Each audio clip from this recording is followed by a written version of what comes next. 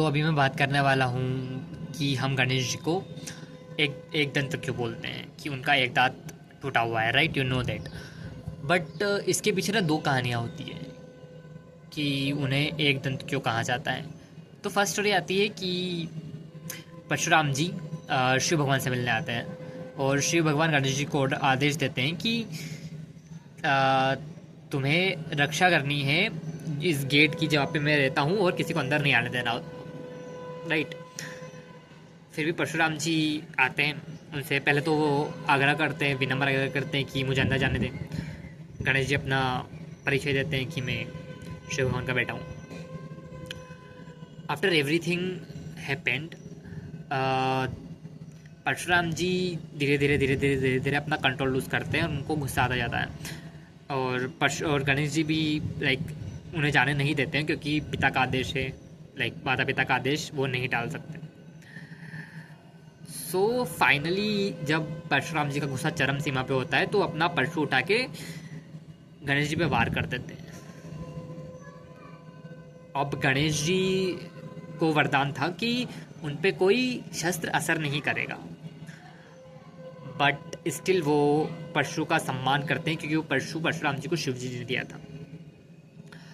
वो परशु का सम्मान करते हुए जो परशु का प्रहार होता है वो अपने एक दांत पे ले लेते हैं, तो उनका दांत उस हिसाब से खंडित हो जाता है और जोर से वो आवाज़ निकलती है उनके कराने की, माँ करके। तो फिर शिव भगवान और माता पार्वती दोनों आते हैं।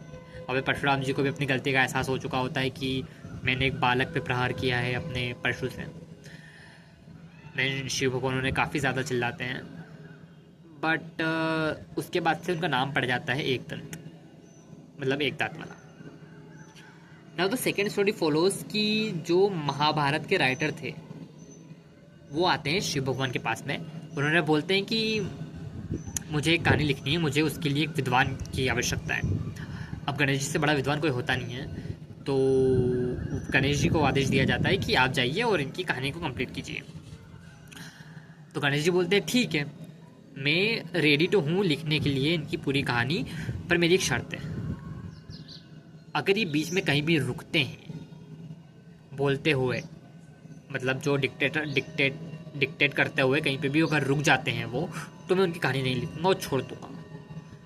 तो व्यास मुनि एग्री हो जाते हैं इस बात के लिए और वो लिखना शुरू करते हैं। मोर की पंखुड़ी लेते हैं, वो इंक में डुबाते हैं और वहाँ से लिखना शुरू करते हैं। व्यास मुनि भी धीरे धीरे अपनी कहानी नरेट करते हैं महाभारत को, कि क्या लिखना है, कैसे लिखना है। और बीजी जी वो थोड़े डिफ़िकल्ट वर्ड बोलते हैं ताकि गणेश जी को लिखने में भी दिक्कत हो। और गणेश जी को दिक्कत आ रही थी उन वर्ड्स को लिखने में नहीं, लेकिन जब बार बार वो मोर के पंख से लिख रहे थे तो मोर के पंख से वो टूटे जा रहा था, क्योंकि मोर का पंख बहुत पतला होता है ना, तो बार बार टूटे जा रहा था। तो गणेश जी फाइनली डिसाइडेड कि ऐसे तो काम नहीं चलेगा, I have to do something. तो अपना एक दांत तोड़ लेते हैं, अपना जो एक दांत होता है वो तोड़ लेते हैं, क्योंकि हाथी का मुंह रहता है तो वो दांत दो बाहर होते हैं हाथी को, अगर देखा हो आपने तो दांत तोड़ लेते हैं, उसको इंक में डुबाते हैं और उससे लिखना शुरू कर देते हैं। ये चीज़ व्यास मुनि देखते हैं और तब से उनका नाम पड़ता है एक दंत। So this are like two stories, I don't know which one is true. और इधर इट कुड बी लाइक कि पहले व्यास जी की वजह से उन्होंने अपना दांत तोड़ा और आधा दांत रह गया होगा उनका, और परशुराम जी ने फिर हमला किया होगा तो इस दांत पे प्रहार लिया होगा उन्होंने, तभी जाके उनको दर्द हुआ होगा, क्योंकि फर्स्ट टाइम तो इतना दर्द नहीं हुआ था ना उनको। So if you know better than me, let me know in the comment section. Thank you so much.